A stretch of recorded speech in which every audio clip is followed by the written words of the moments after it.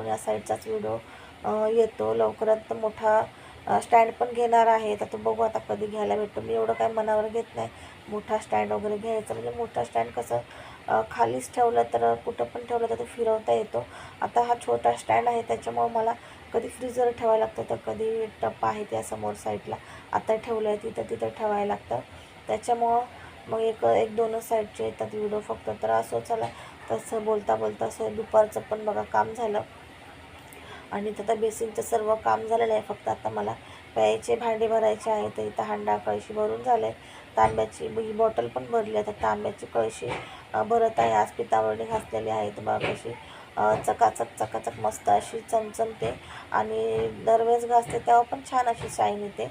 आणि आता इथे लादी पुसायला पाणी काढलं, सर्व काम झालं आहे. त्याच्यामध्ये हळद घालते. गुरुवार होता म्हणायचे मीठ वगैरे नाही घालत मी, हळद घालते. तर हळदीसाठी